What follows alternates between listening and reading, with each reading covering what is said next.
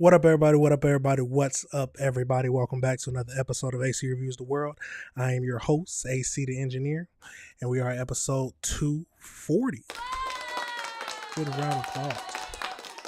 Now, I hope everybody had a good day today. It is the end of the week, y'all. It is Friday, August 7th, 2026, year of our Lord, and it's time to get into the greatest afternoon show in the world. You ain't got to believe it, but I believe it. That's all that matters. Now, welcome back to the show where we go over topics that I found that we need to review together. A lot of these topics are crime topics and just things that shock me and that I want to talk about. So if this channel is heavily based on my opinion, so if you ever disagree with anything I say, please leave a comment, leave a dislike. Let's talk about it. That's what's wrong with the world today. We're not having discussions about these crazy topics. And if you like this type of content, like the videos that I produce, the best way to show your support, y'all, is just to hit that like button, hit that subscribe button, and hit that notification bell so you can be up to date on all the videos, because I try to drop every single day. But you know how I like to do it. Let's jump right into it and start the show. The first topic we're going to get over into today is we have another hanging in Mississippi. Yes, another hanging in Mississippi, where this young lady was found hanging behind a vacant house. And it's not the first one. Remember, we've talked about Trey Reed, who was found hanging at a university woods. But another one, and they are investigating this currently. So we got a few videos to look at, and then we'll get over into the AI breakdown. So let's get over into it, see what we can find out, y'all.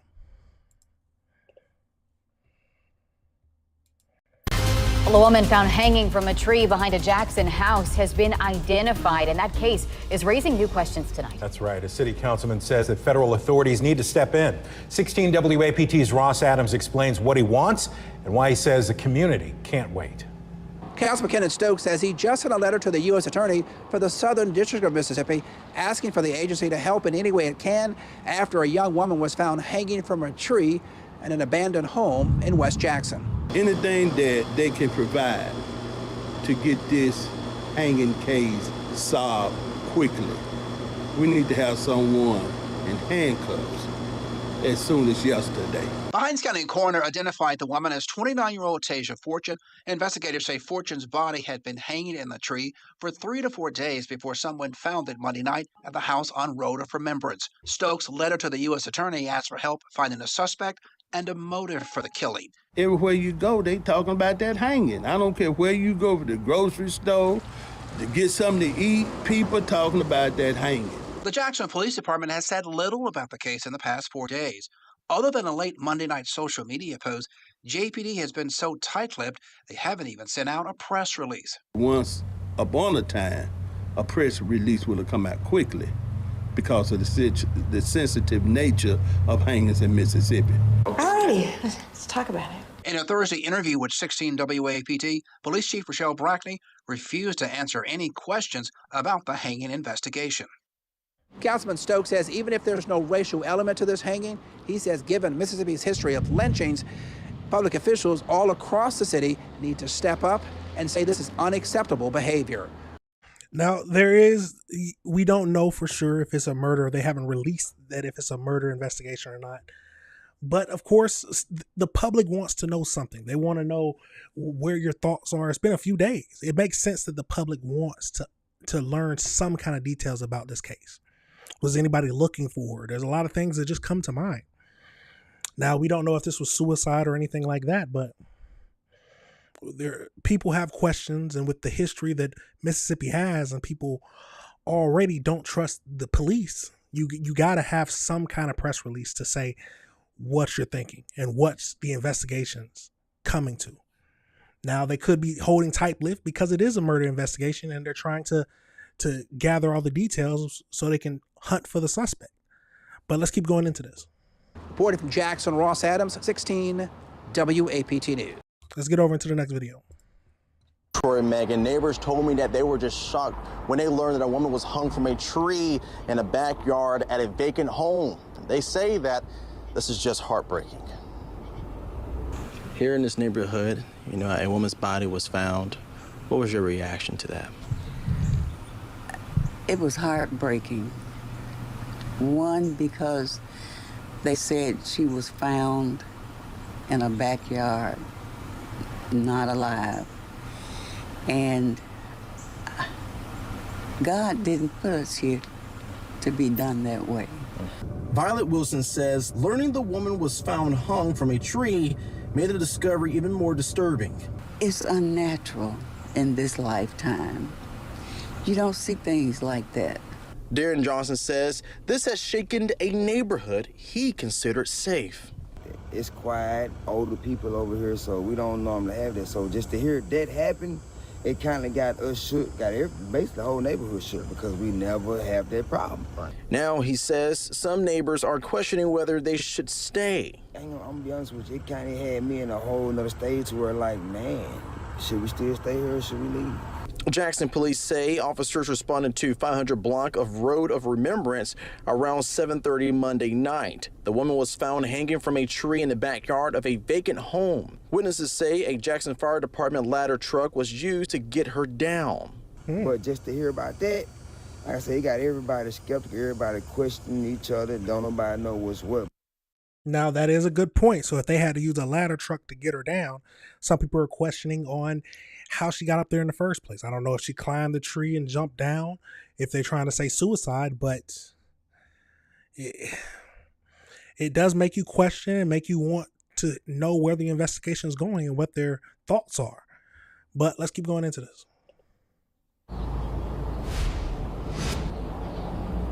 And the Hinds County coroner says that it's still unknown right now the cause of death, and also they're not releasing as of right now the identity of the woman, but it is confirmed that the woman's body was sent to the state medical examiner's office. We're live outside of JPD. I'm Nicholas Brooks, 16. Yeah, let's go over one more video and then we'll get over into the AI breakdown. A Jackson City councilman is calling for a federal investigation after a woman was found hanging from a tree behind a vacant home. Councilman Kenneth Stokes says he has asked the U.S. Attorney's Office for help as local authorities continue their investigation. A law enforcement identified the woman as 29-year-old Tasha Fortune. Her body was found hanging from a tree in the backyard of a vacant home on Road of Remembrance. Authorities have not said whether her death is being investigated as a homicide. Stokes says that he has been speaking with people in the area to learn more about Fortune, but claims that many residents have been reluctant to talk. He also says that he plans to meet with Jackson's fire chief after learning the fire department used a ladder truck to remove Fortune's body from the tree. I'm concerned about a hanging that took place in Jackson, Mississippi. Hanging is an activity, a crime, that should never be an issue of being accepted by the public. Hanging must never be an acceptable behavior. Whether you're talking about someone white, hanging somebody black, hanging somebody white, or somebody black hanging somebody black. It's wrong. It's bad. We sent a letter to the U.S. Attorney's Office asking for help to make sure we catch and convict the person or persons involved with hanging a young lady in Jackson, Mississippi off of Road of Remembrance. Murder in general should never be accepted. The police department has not released a cause or manner of death and says that the investigation into Fortune's death remains ongoing. It's a crazy situation, y'all. Let's get over into the AI breakdown just to see if it tells us any more details about this tragic case. So, as we talked about on Monday night, August 3rd, 29-year-old Taisha Fortune was found dead hanging from a tree behind a vacant house on the 500 block of Road of Remembrance in Jackson, Mississippi. The police department and the coroner's office are actively investigating the incident. Her body has been transported to the medical examiner's office for an autopsy to officially determine the cause of death and manner of death. As of August 7th, the authorities have not stated whether they suspect foul play or suicide. So they responded to the location around 7:30 p.m. on Monday. Witnesses reported them using a ladder to lower her body down.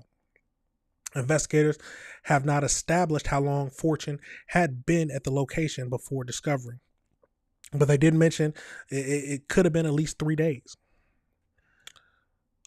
So Jackson City councilman sent a letter to the U.S. attorney. What we heard, the local officials and the residents have expressed their deep alarm, citing Mississippi's painful history and legacy with lynchings. Fortune's family have launched a GoFundMe to cover the funeral expenses, describing her as a vibrant, strong-minded. While they have not explicitly alleged foul play, they stated through an organization that they hold firm that justice will be served. So I did want to see if there was any more details mentioned. Let's see. They arrived on scene at 9:05. Her sister revealed that she has a deep connection with Kentucky. Her family is based there, and she has just traveled to Kentucky to visit them in July of 2026, roughly a month before she was found. According to the sister, she frequently split her time between traveling there and back. Now, this did make me think of just the other hangings that have happened. So the most recent ones we talked about in the last few years, we had 3 high profile, including this one. So we just talked about this one. The other one was Trey Reed. It happened back in September of 2025. Now, these details, the 21-year-old black man was found hanging in a tree on campus of Delta State University. But the officials on that one have stated that they have ruled the death a suicide, stating that forensic digital investigations found a text message on his phone indicating the intent to self-harm. Disbelieving the official state narrative, the Reed family, of course, hired a civil attorney, Ben Crump, and commissioned a private investigation. As of mid-2026, the family is still reviewing those independent findings. But since they haven't said anything, I'm assuming that he actually did commit suicide.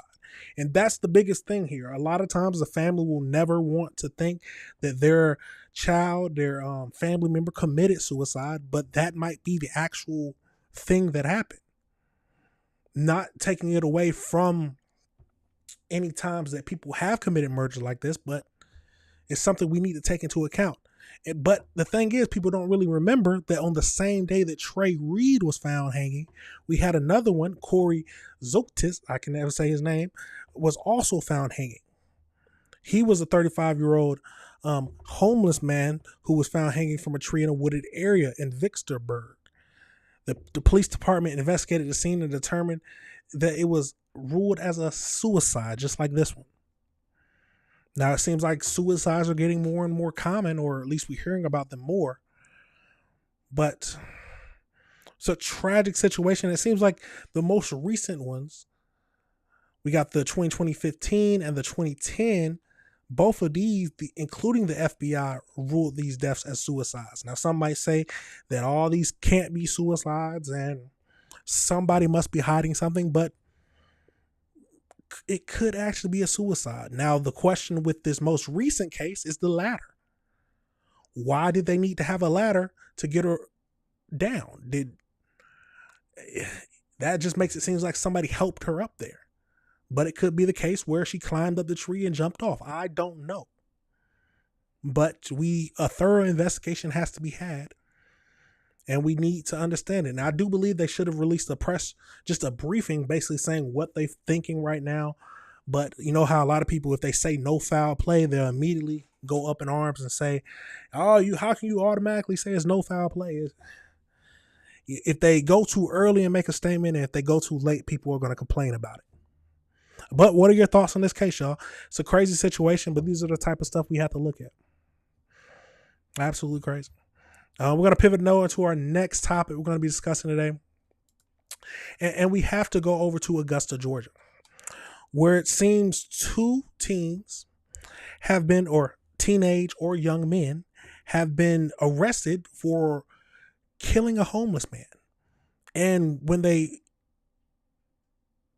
after they did it, it seems like they ended up throwing his body in the trash. But it seems like surveillance footage found them messing with him or assaulting him 20 minutes. It's a crazy situation. Let's get over into it, see what else we can find out, and see what else we can learn.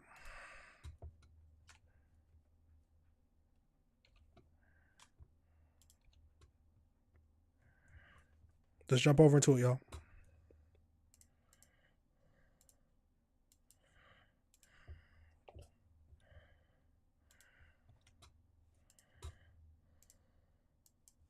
Good evening, everybody. I'm Brad Means. And I'm Jenny Montgomery. Thank you for joining us. Coverage you can count on begins with the latest on a homeless man who was found dead last week in downtown Augusta.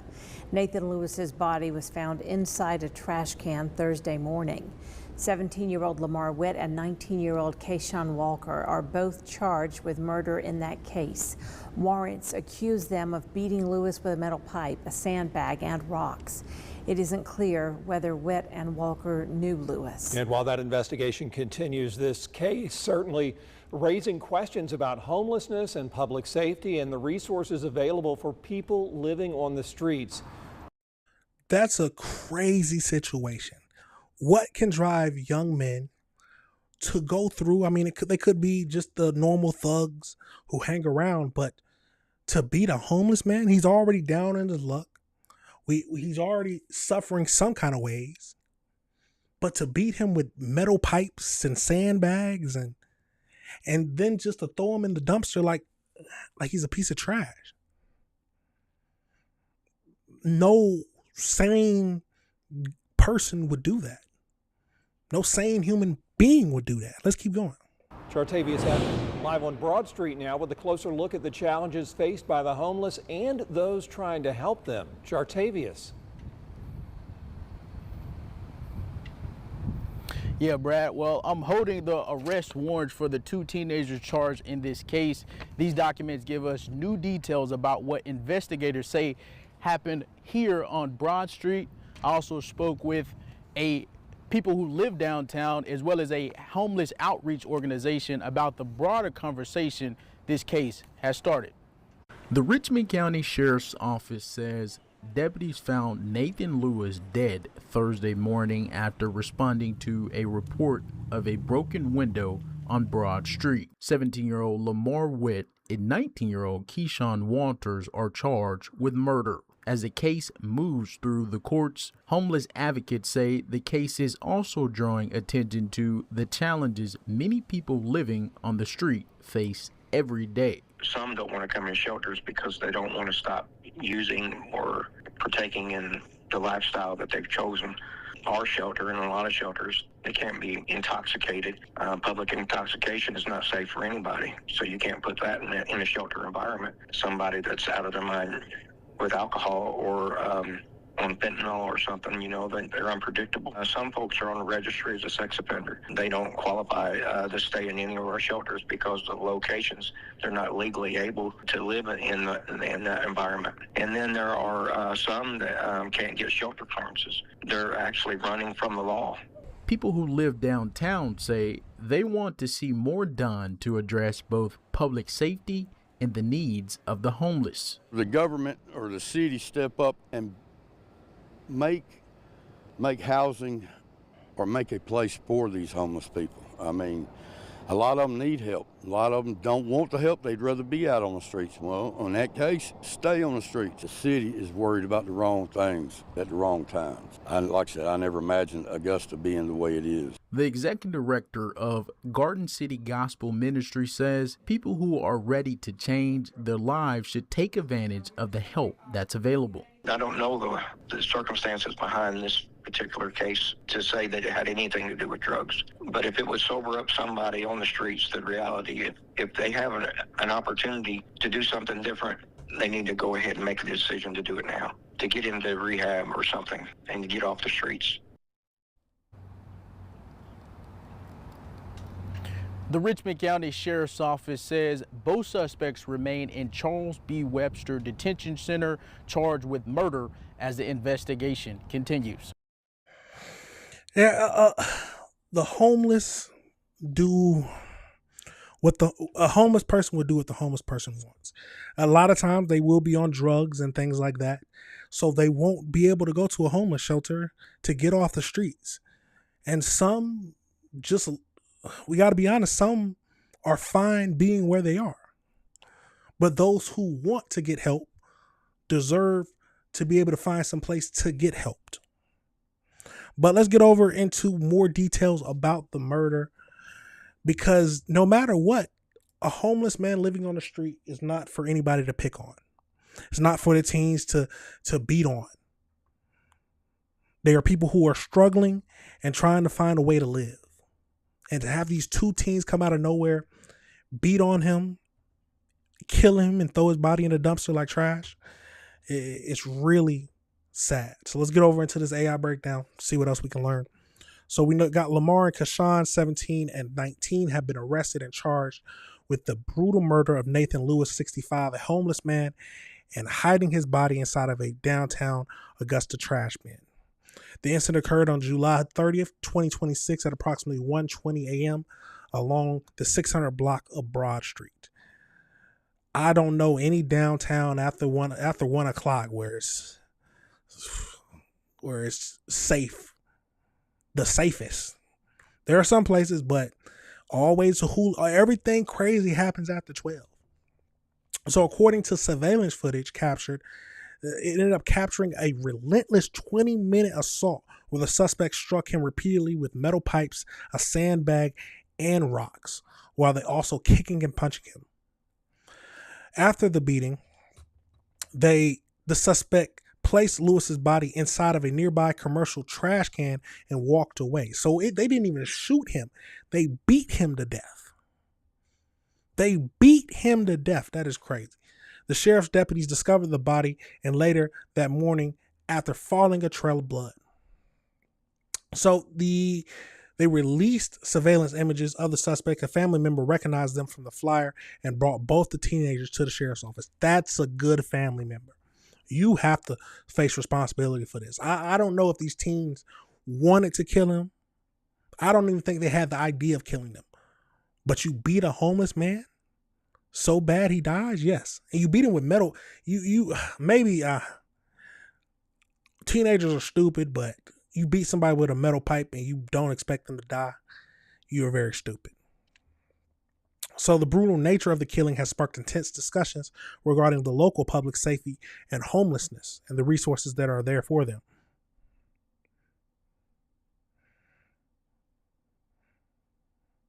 So it says that the trash can he was placed in sat directly in front of the former Ramad Plaza Hotel, which was undergoing active building renovations. They said that they were on the scene at 7:28. Family members shared that Lewis grew up in Augusta, lived life on his own terms, and spent much of his time with his friends and family at the local downtown gathering spots known as Cool Spot on Broad Street. The family members established a GoFundMe campaign to cover the burial expenses and schedule a public candlelight vigil at the Cool Spot. Wow.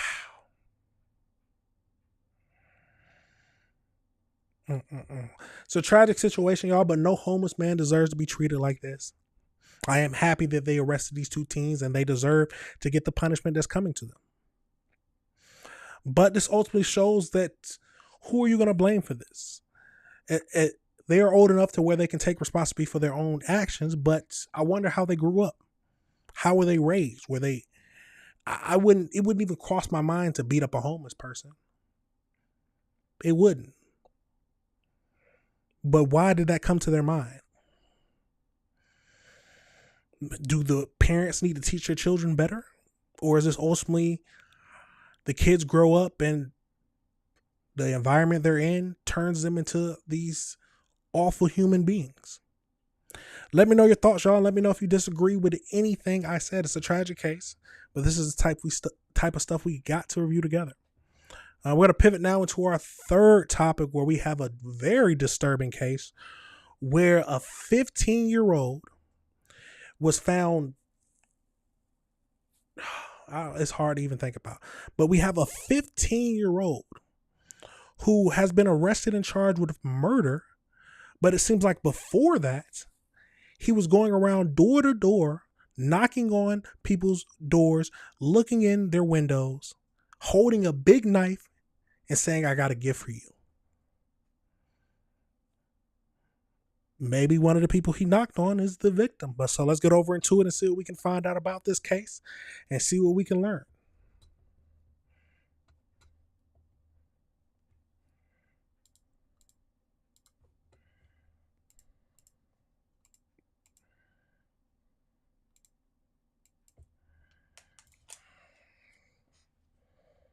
How scary would it be to see this on your doorbell security camera? A scary looking clown, and it's nowhere near Halloween.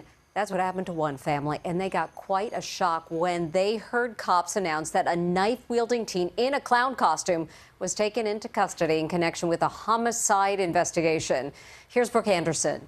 Can you imagine a more sinister sight at your front door? A clown appears out of the darkness and whispers something truly menacing. I'm looking for you. Inside the house, a mom on her own. It might have been shrugged off as a silly prank, but police say less than an hour later, the young man in the clown costume approached a 78-year-old man on the street and stabbed him to death. The stabbing death is a grim echo of other scary clown incidents. In Florida, this woman in clown makeup shot her love rival in the face, killing her. The crime was reenacted by the TV news magazine 2020. More recently, in Virginia, a scary clown and two buddies terrified the homeowners in a prank that got way out of hand. It's your worst nightmare! And of course, there's the most famous evil clown of all, serial killer John Wayne Gacy, who was put to death by lethal injection in 1994 after being linked to 33 slayings. There's actually a name for fear of clowns. It's called coulrophobia. The persona of a clown is that it's concealing its identity.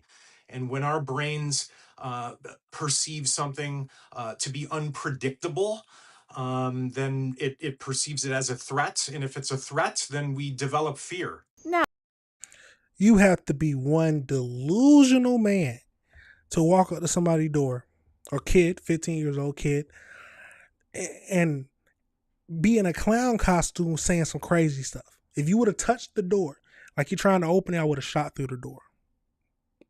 It's as simple as that. I would have shot through the door.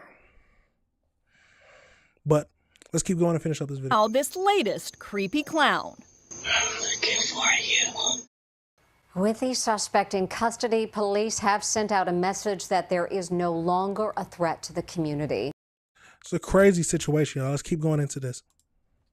Tonight, we're learning more about the man stabbed to death at an East St. Louis bus stop. A 15-year-old who police say was wearing a clown costume at the time is facing a murder charge. The family of the victim, John Allen, says he was a veteran and retired bus driver. Our Megan Kernan joins us live off State Street in East St. Louis. This is the bus stop where police say John Allen's life was cut short Monday night. Tonight, his family said the last time they spoke with the 78-year-old, he wasn't feeling well. They say he was later identified by the hospital bracelet still on his wrist. He's the best brother that someone took away. And I'm a miss him. 78-year-old John Allen was a father, brother, uncle, veteran, and a man who never missed a chance to visit family. He said that he wasn't feeling good and he was going to the doctor. His sister Marie says after leaving the VA hospital for testing, he planned to stop by another sister's home, just a short walk from this bus stop. She says visiting family late at night wasn't unusual for him. We always checked on each other. His family believes he had just gotten off the bus near 76th and State Streets when police say he was stabbed to death. Investigators say a 15-year-old dressed as a clown is accused of killing him. He didn't know my brother. He just came up and just random stabbing him. That don't make no sense. Less than an hour before the homicide, Ring camera captured the teen suspect walking through the neighborhood carrying a large knife and approaching homes. I'm looking for you. Tania says her uncle was the heart of the family. He was an uncle that you can talk to. You could talk to, you could call. John spent decades driving buses for Bi-State, Vandalia, and Greyhound before retiring. My uncle been driving buses over 35 some years, and it's the first time ever something happened to him. Getting off a bus. Days before his death, Marie says the family had just returned from a church convention together. He said he had one of the best times in a long time. He said, I feel so good since I came from that convention. And when Tania dropped her uncle off at the bus stop, she says he always left her with the same words. And this is always his phrase, we do it out of love. And John Allen's daughter tells me she spent the day making funeral arrangements. She says she wants her father remembered as the kind, loving man that he was. You have to be a cold, awful person. 15 years old, and you decide to randomly stab an old man getting off the bus? You have problems and you deserve to be in jail for the rest of your life.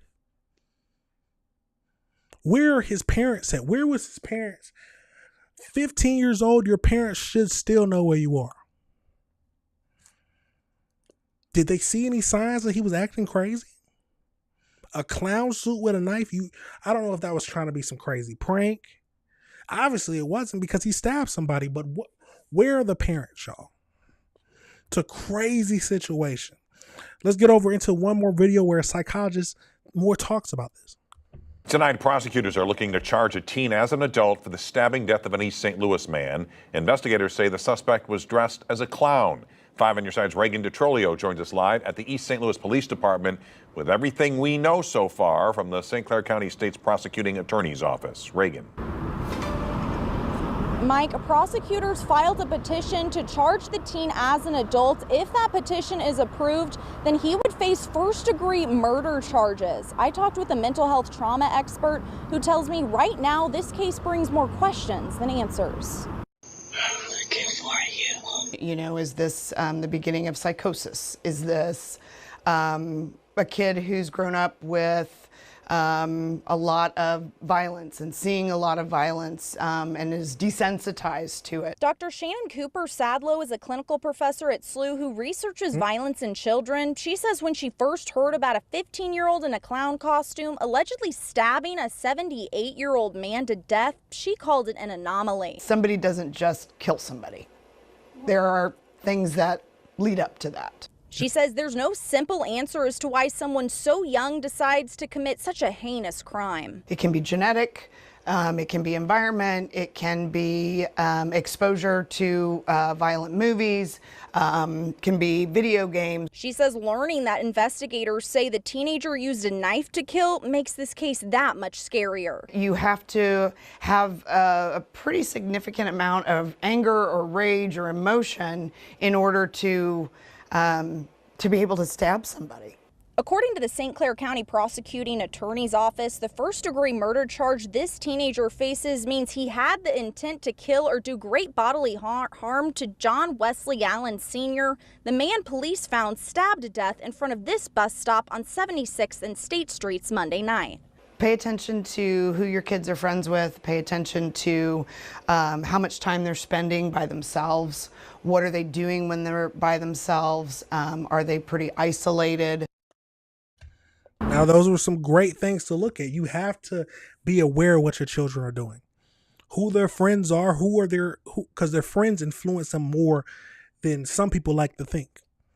But your friends, if they hang around with people long enough, they're going to start acting like them. And then being alone, what are they doing on there? Are they on different chats and web browsers and blogs and just looking at things that suggest the type of mindset which is not healthy? You have to be aware of all that. Let's keep going and finish this up. The prosecuting attorney's office says no further information can be released at this time because under the Juvenile Courts Act, so we will be bringing you the latest info as we learn it and the latest updates on this case once we learn it from police. Reporting live in East St. Louis, I'm Reagan DeTrolio, 5 on your side. Now, this is a tragic case. Now, they said they're trying to see if they can charge him as an adult. You stab somebody to death, I can I can understand being charged as an adult. Let's get over into the AI breakdown, y'all, just to see what else we can find. So we know a 15-year-old teenager wearing black and red clown costume has been arrested and charged with first-degree murder in connection with the fatal stabbing of 78-year-old John Wesley Adams Sr. According to the state police, the random attack occurred on Monday night, August 3rd, 2026, while the elderly victim was waiting at the bus stop. Prior to the stabbing, neighbors reported seeing a suspect walking door to door, peering into windows while carrying a large knife, and a nearby Ring doorbell camera captured the masked teen looking into the lens and stating, "I have a gift for you," less than an hour before Allen's body was discovered in the roadway. Prosecutors are currently seeking to try the juvenile as an adult. So they haven't released the name of the 15-year-old victim because he is still a juvenile.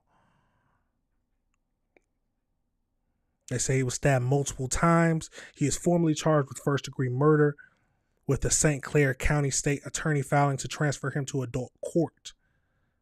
The suspect walks through the East St. Louis neighborhood, looking into the windows and knocking on doors. A doorbell camera records him at the suspect leaving an ominous message. That was between 9 and 10. At 10, the police receive a report of the body in the roadway. And then late Monday night, investigators trace the teen to a nearby residence and take him into custody without further incidents. Anything else? Residents Laura Palmer was home alone when the masked teen stepped onto a porch. Her son later told local authorities that the suspect lingered on the property for several minutes before creeping around to the back of the house. That's crazy. After walking in the neighborhood, the suspect traveled a few blocks away towards the bus stop, and that's where he met John Wesley Adams. John Wesley Allen. He is exactly 15 years old. Absolutely tragic situation, y'all. What are your thoughts, y'all? Do y'all think he deserves to be tried as an adult? It makes sense to me. There has to be something seriously wrong with him, but I would like to know who his parents are. What's his home situation like? Because like the professor said, you don't just commit murder. I don't know. There needs to be signs or people he's hanging around with that maybe gives you some kind of clue. Unless that's something crazy happening. I don't know. But let me know your thoughts, y'all. And let me know if you disagree with anything I said. It's an absolutely tragic situation.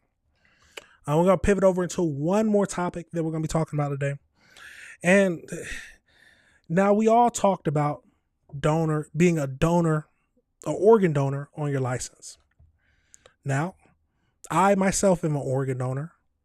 But a lot of people come up with the thing saying that they will not treat you as good or basically just let you die to harvest your organs. Now, it might seem like that might have just almost happened now. A man who goes by, what is his name? Hold on.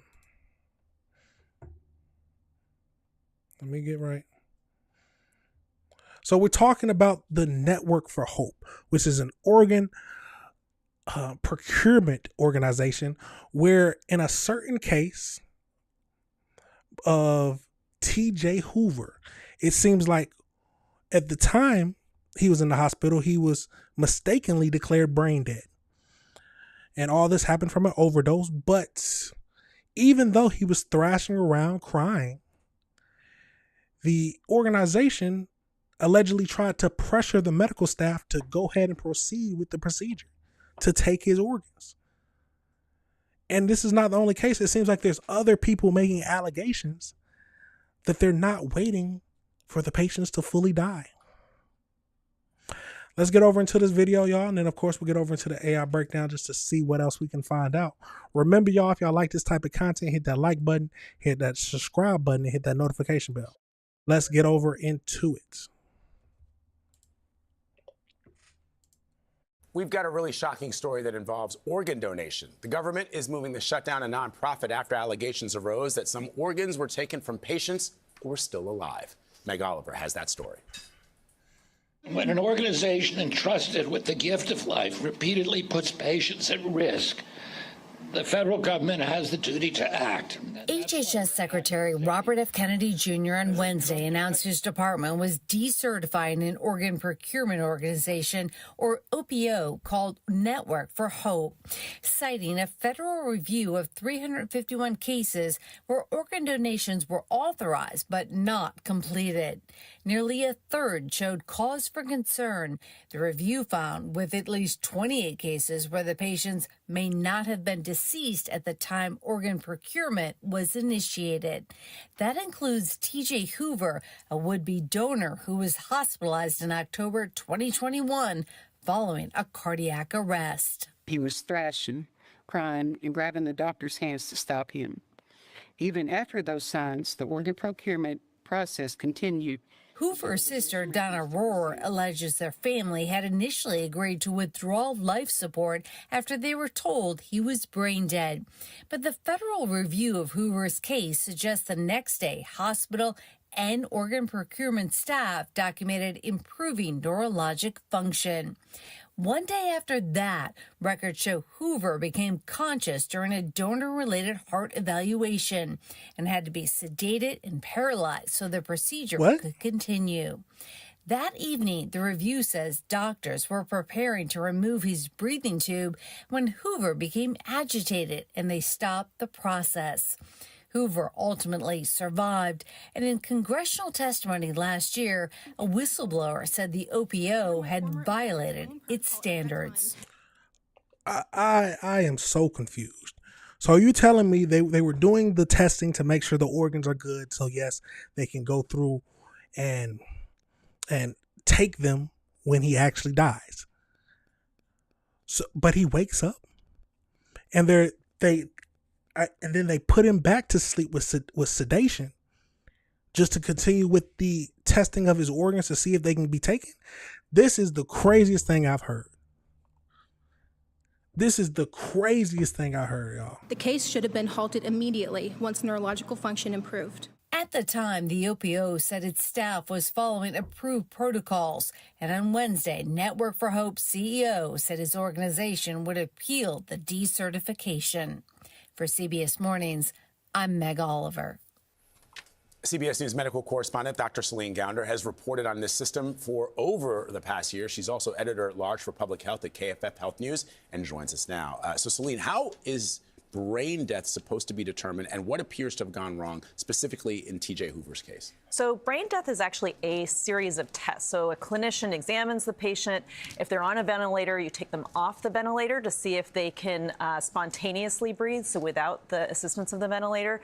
And then a second physician confirms it. But in the case of T.J. Hoover, none of that happened. And he was on a different organ donation track, something newer called donation after circulatory death. In other words, after your heart stops. He woke up the morning, his organs were scheduled to be harvested, and the organization's own protocol said to stop everything. People did not. Wow. So Congress... So that's where they was like, okay, let's put him back to sleep. They stabbed that in his neck. But I don't know if they really stabbed in his neck, but they put him back to sleep, and they said, yeah, let's keep going and continue with see if his organs are good to be taken. They smiling about it. Let's keep going. Has been investigating a wider net of organ procurement organizations. What have they found? Yeah, and I've been looking into this for over the past year. It's not just Kentucky. This is something I've seen across the organ procurement organizations across the country. In New Jersey, for example, Congress says that organ procurement organizations across the country. In New Jersey, for example, Congress says that a patient came back to life. Leadership told staff to keep going. These nonprofit organ procurement organizations are reimbursed for what they spend, for what they do. And in 2023, HHS Inspector General said that system actually invites abuse, the way in which they charge. And look, this is not a small business. Some of these CEOs of these organizations are making tens of millions of dollars. So then I think the question is, should we be afraid now to register to be an organ donor? That's a good question. And what should viewers take away from all of this now when they're thinking about it? Look, I worry that this kind of reporting will discourage people from being organ donors.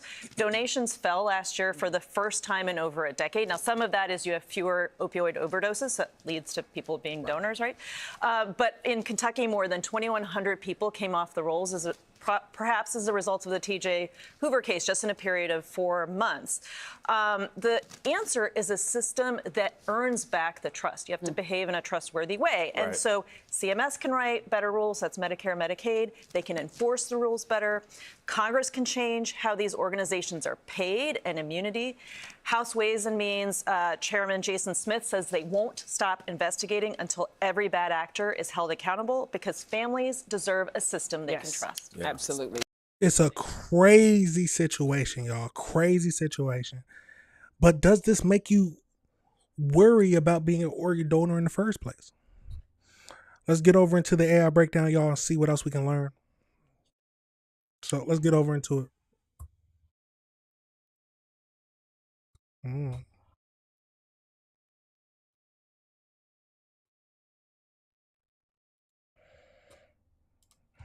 Hold on. So let's get over into the AI breakdown, y'all. So as we know, the U.S. Department of Health has officially begun the process of decertifying the Network for Hope, a Kentucky-based organ procurement organization, following the federal investigation into the allegations that the group pressured hospital staff to harvest organs from patients who showed active signs of life. So they are reviewing that 351 cases from 2021 to 2024 where organ donation authorized but ultimately canceled. Uncovered more than 100 cases where with concerning features. And this includes 73 patients showed unexpected neurologic functions or signs of consciousness that should have immediately halted the organ procurement process. It seems like they don't care that you show any brain function at all, and they're still going to go forward with it.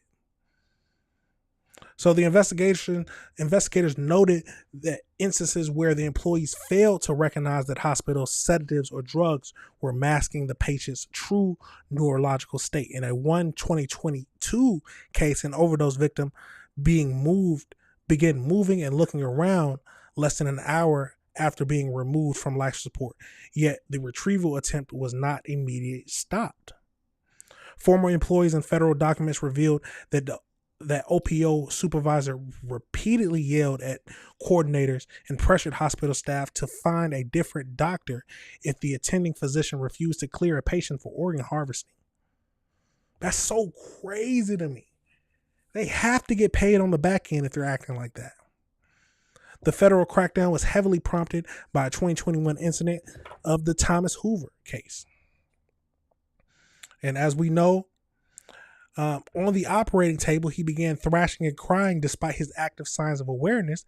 The OPO supervisors allegedly tried to pressure them again to perform the surgery, but it was ultimately blocked by the doctor. That's a good doctor. And then as we know that the Health Secretary Robert F. Kennedy Jr. announced that he is describing the Network for Hope as a bad apple that demonstrates a clear negligence and compromises patient safety. This is only the second time the federal government has moved to shut down an OPO following a similar decertification of a Miami-based group, the Centers for Medicare and Medicaid Services, which will eventually transfer Network for Hope responsibilities across Kentucky, Indiana, Ohio, and West Virginia to a different nonprofit organization. The network leadership, of course, have strongly rejected the allegations and announced its plans to appeal the federal decisions. But just off that little T.J. Hoover thing, I think you don't deserve to be an organization in general. This is a crazy situation, y'all, but it does make you question being an organ donor in the first place. Like they said, organ donation is a good thing and people need them. But if the people who are organ donors don't feel that the system is safe or it cares about them in general, why would you be one in the first place?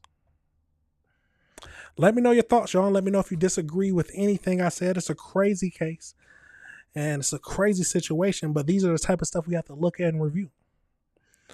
But that is it for now, y'all. And that's it for the show for today. We talked about a lot of crazy things. The best way to show your support, y'all, if y'all like this type of content, is to hit that like button, hit that subscribe button, and hit that notification bell. so you can be up to date on all the videos. And if you disagree with anything I said, y'all remember the best thing to do is to leave a dislike, leave a comment. Let's talk about it. Engage in the conversation. I'm never going to say I'm always right. I'm never going to say I understand everything, but I'm willing to talk about it and discuss. But that's it for now, y'all. You already know I got to play the outro. I'll see y'all next week for more topics. But everybody have a safe weekend and protect yourself. That's it for now, y'all. Peace.